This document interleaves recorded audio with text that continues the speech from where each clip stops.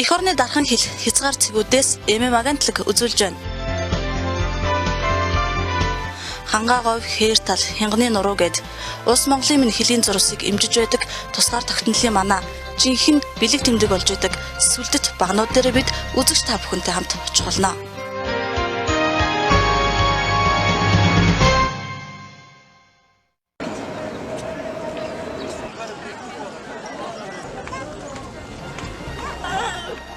Монгол улс тусгаар тогтнолоо зарлаад 100 жил болжээ.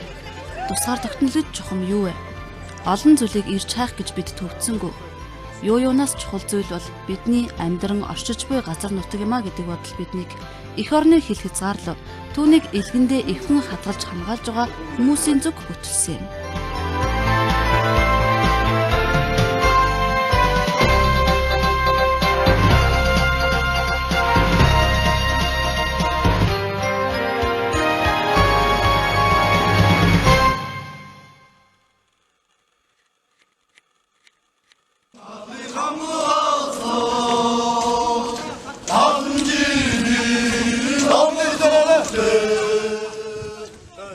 Цэрэг тэрэд хитгэн асан залуучуудын алхаа жигдэрчээ. Өмнө Говь аймаг дахь Хөлийн цэргийн Тэг 131-р ангийнхан шин цэргүүдийн сүр жавхаатай байлаа. 6 дугаар сарын ихэнх гэдэг Хөлийн цэргийнхний хувьд халаа сэлгэх залуучуудаа эр цэргийн албанд нь хүлээж аваад тунч удаагүй байдаггүй. Гэхдээ л шин цэрэг залуучуудын хувьд хурдхан цэрэг хувцас өнгөсөж үзэх юмсан гэдэг хорхоон дарагдчихсан. Харин одоо бушуухан л хил дээр очиж хөлийн багнаа харж хиймэр нэг сэргийг хэмсэн гэдэг бодол өдөр хоногийг хурдлуулж байгаа үе.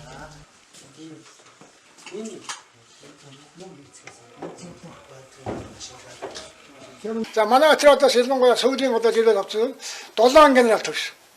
7 генерал төвш. 500 гаруй хийж өсөх юм уу? Хийж өсчих заддагсан этгээд барьж авч байсан. Ийм түүхүй.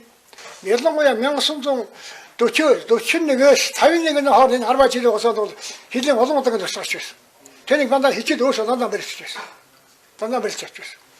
Тэгээд жигдэн сүрэнг дараа ямар сайхан тагс хэрэгж хийж өсчих барьж байсан. Их сайхан барьж бий. Тэр дандаа гэдэг цэрэг одоо яаж хийж өсчих одоо хондоо 600 м-с тэмэн дээрээс буудаад унгаж байсан байгаа шүү дээ. Тэгээд алтан цолоо шагнаж байсан. Тэгээд ийм түүхийн одоо барин тулбар байгаамаа. Эх орныхоо захын 4 цэгт хүрэхээр замд гарсан бид Хөлийн цэргийнхэнгүүгээр хаашаач нэг ч алхахгүй тодорхой байсан юм. Хамгийн зах хязгаар цэг өөрөө Хөлийн бүс, Хөлийн багна гэсэн үг. Түүнийг хамгаалан сахиж байгаа энэ албаныхны тусламжийг бид хүссэн. Тэд ч найрсгаар хүлээж авсан болохоор ийхүү бид зорилгоо биелүүлэхээр замд гараад байгаа нь энэ.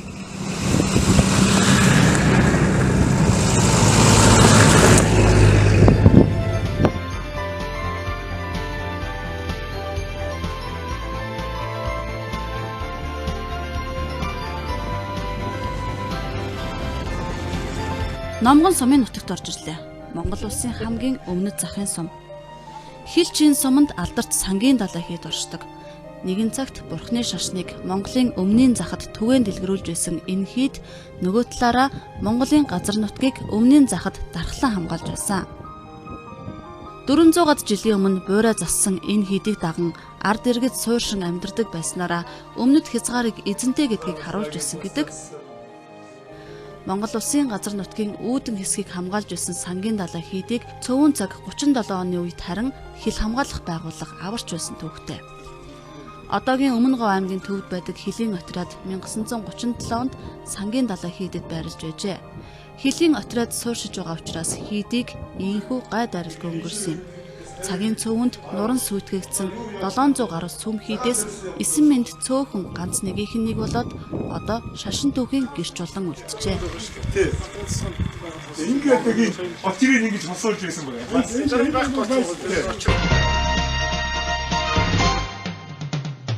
Эх орны дархан хил хязгаар цэгүүдээс агентлаг үзүүлж байна.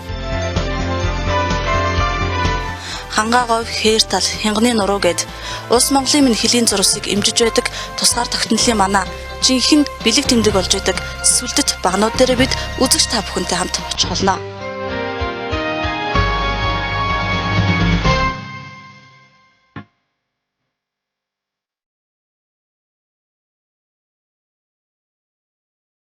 Уйлан давхраацсан элсэн манхан хатсан заг бударгана. Зэрэглээнд мяралдсан тал мэтэрэл говийг төсөөлж явсан миний бодол өмнгийн говийн зах руу дөхөх тусам өөрчлөгдөж байлаа. Говьд юм байдгийн байна. Ус хол, хад чулуу, халуун зоноор хайлаагүй мөс, мөнхийн гимээр ногоон тооройн төгөл, ягаан цэцгэлсэн бойс, өнгөнгийн цэцгэс зөвхөн эс биш юм аа.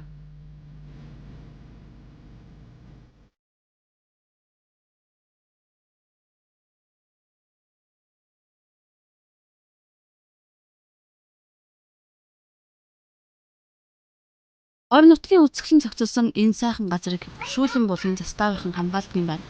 Хотоос гараад бид анхныхаа хилийн заставт ирээд байгаа нь.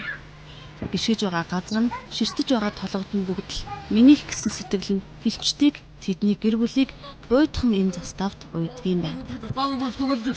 Заставын дараа атуусгч атуулба. Эхнээсээ амрагрээ. Элсэн говьд сэрүү татуулмаар нэртэй шүүлэн булгын заставт ийм л залуус эх орныхоо хилд гэрэл гийлгэн амьдарч байна. Өдөр шөнийн аланд ч албаа мартдаггүй тэдний сэтгэл хэдийгээр инх цагч гэлээ ямагтал санаа зовноостой төвшөөстэй байдаг. Үнэн дээр хилчин хүний амьдралд тэр чигээрээ албаа ажил нь байдаг юм билээ. Манай яваад ирлээ. Одоо үр гүйцэтгэх хугацаанд гарсан зүйлгүй тайван байлаа гэтэл би одоо баярлдаг та бахархал төрдөг. Чимээгүй орчин 9 грамм зүрх цээжин бүлэглэх чимээ ертөнцийн нэгэн хязгаар торгон хийх шууган ерөөл зүудэлж сартай хайсах бицэн застаа Эс нойрноос сэрхээс өмнө говийн хилчид манаанда гарчээ. Тулга толгойн харуулын хилчид үүр цүрээр ийхүү хилийн шугамаа эргэж аваа нь учиртай юм байна.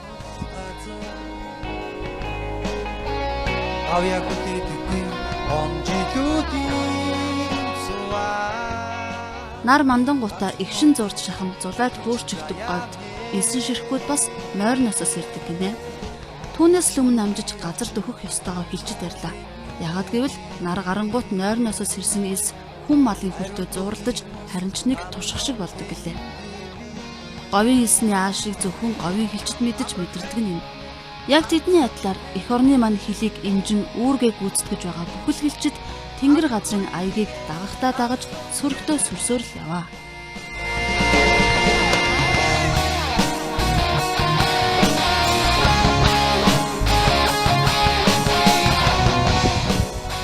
Монгол улсын өмнөд тал нийт 4676 км хилийн шугамаар бүгд найрамдах хятад ард улстай хилэлдэг.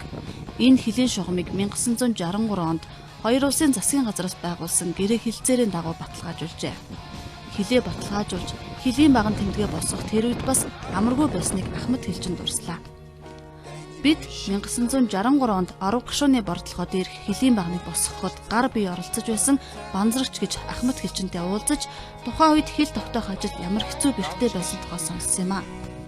Банзрагчгаа 1963 онд өмнөд хилийн нийт 250 км хэсгийн хилийг нарийчлан тогтооход оролцож байжээ.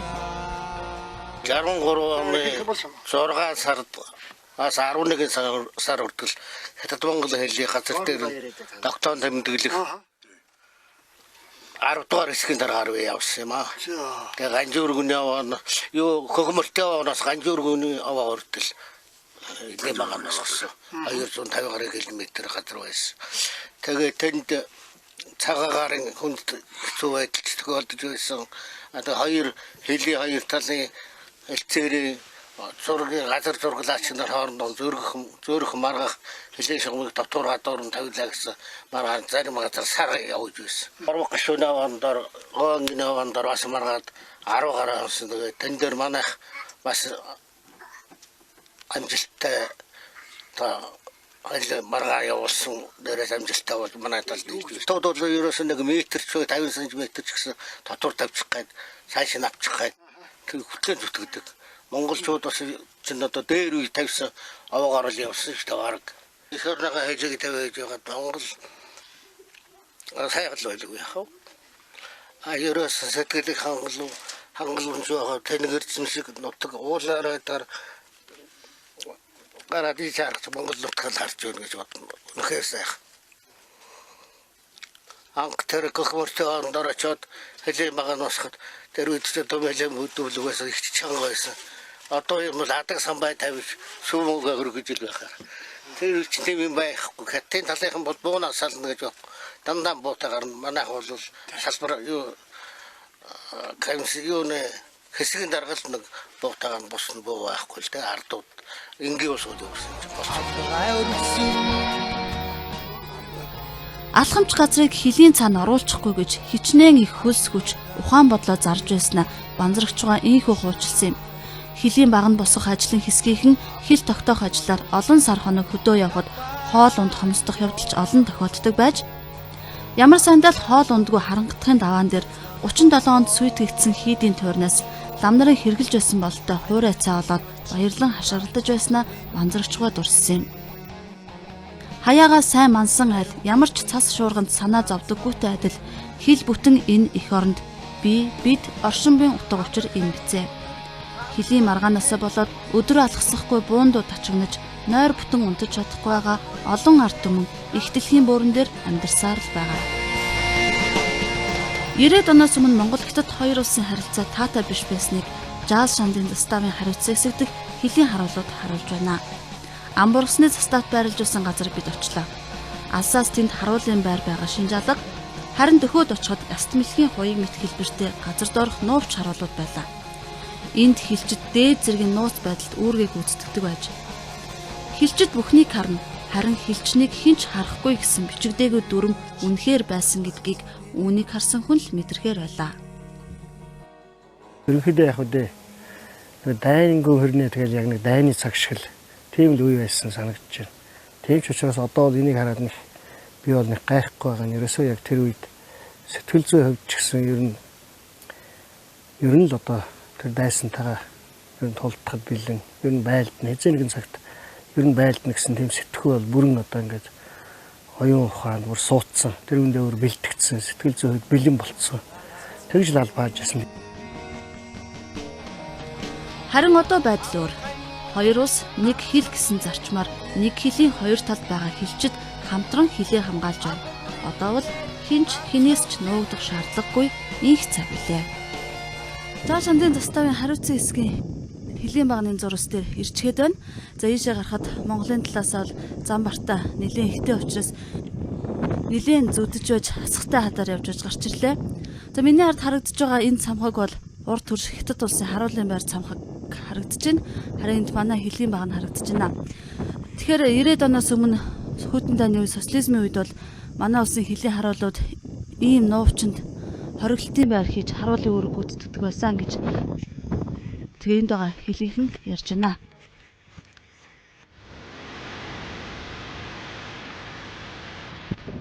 Цагаан дэрсэн заставаар хариуцсан хэсэгт Баянгол гэж говийн үсгэлэн сайхан газар бий. Говь хангаа юу гэж андуурмаар тоорын төглөөрөө Баянгол биднийг угтлаа. Халуур нь ногоорсон энэ төгөлд 8000 гаруй тоороо бий гэж хилчид хэлсэн юм а.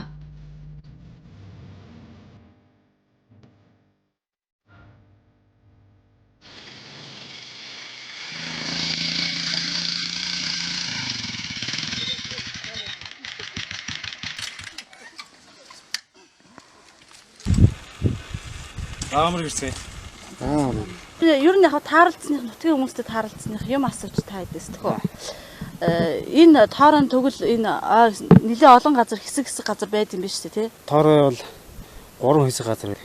Тэгээ бид нар болохоор зэрэг усын илгаан балт зохион байгуулалт хажуугаар энэ онгон байгалыг хариуцсан хамгаалдаг байхгүй байсан. Чимээс ус хөлийн зороос бүсэд байдаг учраас хүн амьтныг явдаг. Тийм учраас одоо тэгээд энэ сайхан онгон байгалыг мөн адилхан манай баруун талд их хэмжээний зэгс байдаг. Тийм билээ тийм. Харсан зэгс их сайхан зэгс байдаг юм лээ. Тэгээ эн чинь одоо нэмж ургаад л ах уу энэ яадаг юм бол тарж барнууд байхгүй. Оо байхгүй. Энэ болохоор зэрэг одоо энэ байгалийнхаараа л тэгээд ингээд төлжөөл ургад юм шиг байна.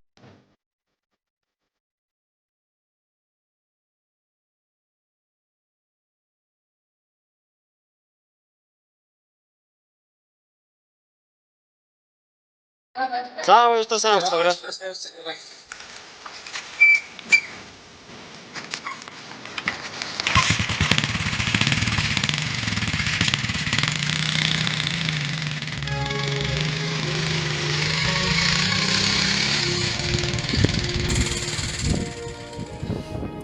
Ховорхон энэ тоорондоо хилчит хайртай юм. Дэлхий дахинд нүднийг юм болж говийг нь гойж байдаг учраас тэр үзээ. Баянголын энэ тоороо сонсоод баймар сайхан түүхтэй. 1800-аад оны эхэнд энэ нутагт Гомбсүрэн гэдэг тайж 3 хүүгийн хамт амьдардаг байж нутаг орондоо буянтай сайхан уйлхий гэж 3 хүүдээ захихад их хүүхдүүд нь орон нутгатаа будуугаас гаргаж олонд буян үлдсэн гэдэг. Харин сайн ир гэдэг нэртэй баг хүн төрж өссөн нутагтаа мод тарий гэж санаад тоороо суулгасан түүхтэй. Сайн ирийн тарьсан тоороо түүнээс хойш үржиж түлжин ургасаар өмнгийн хязгаарын чимэг болсон байна. Одоогоор сайн ирийн тарьсан тоороо өсөж үрцээр ой гэж хэлэхэд хэлсдгээргүй төрчээ. Үлгэр домог мэт энэ зүйл болсон явдал үнэн түүх төдийгүй номгон сумынхны түүхийн номд бичигдэж үлдсэн байдаг байна. Тэр сайн нутаг усанд оюунд одоо тоорой тэрий гэж тооройтой газраас тоорой. Тий хамгийн одоо баг байна. За тэр тооройгоо тарих гээд явсан чинь баахан тэмээ дачаа нэг хөтлөө явсан чинь арын тэмээний тооройх нь ичихгээ болохоор нэгээр нь гүтэлж ирж энд 10 хэдэн тэмээгээр одоо 1 2 удаа явсан 3 удаа явсан 5 тэмээгээр их олон тоорой авч суулгасан юм байна.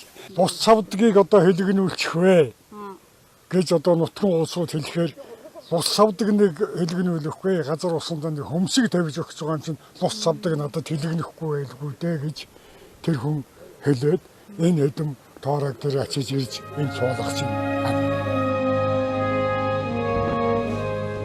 Говийн баян бүрд Баянголд хүн далд ормоор халиурсан сайхан зэгс бас бий. Номгон сумынхан эндээс хадлангаа бэлддэг байсан гин.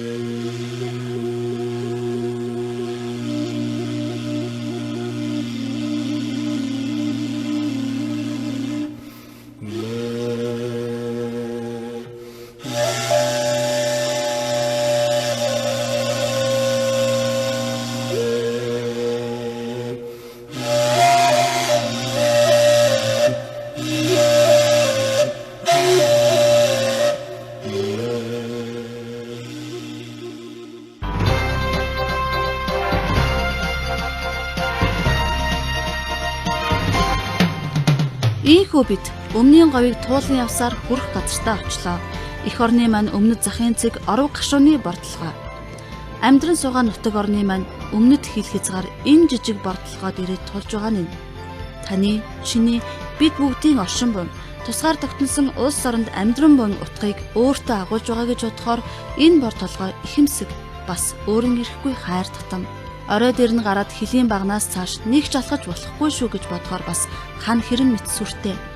Энэ жижиг бор толгой эх орны маань өмнөд захын эхлэл юм шүү гэж бодохоор бахархалтай.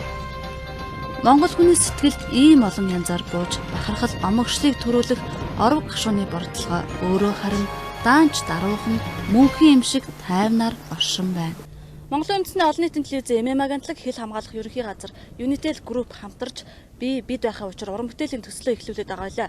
За бидний төслийн зорилго Монгол улсын хязгаар 4 цэг дээр очих байгаа. Эхний зорилгоо биелүүлж бид Монгол улсын өмнөд хязгаар орог гашууны бордлогоо дээр хилийн 652 тоот багны дэргэд ирээд байна. Монгол улсын өмнөд захын цэг орог гашууны бордлогын мөнхийн харуулна хилийн Тэг 131-р ангийн харьяа цагаан дэрсийн заставын хилчид.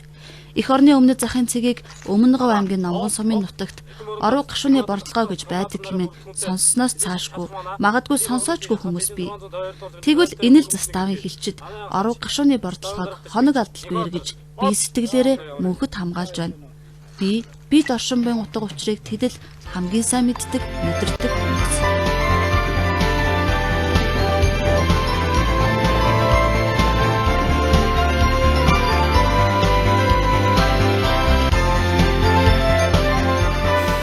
Хилтэй үргүүстэй хилийн баган дээр ирчээд нар ман дулаа зогсож байгаа. Хилчин үний барахал тэндээс төрдөг үлөө гэж залуу хүний үед би бодож явд юм аа.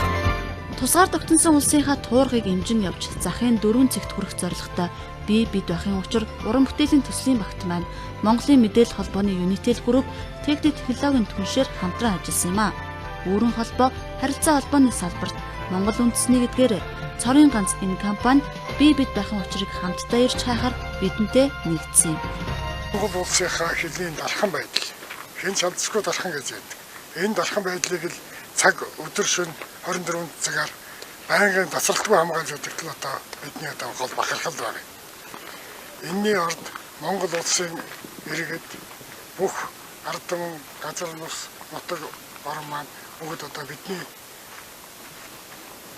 хүсэл одоо жармайлт хүчрмайлтын хүчинд одоо амгалан тайван ингэж байж байгаа гэдэгт л одоо бид бахархаж явдаг болстой.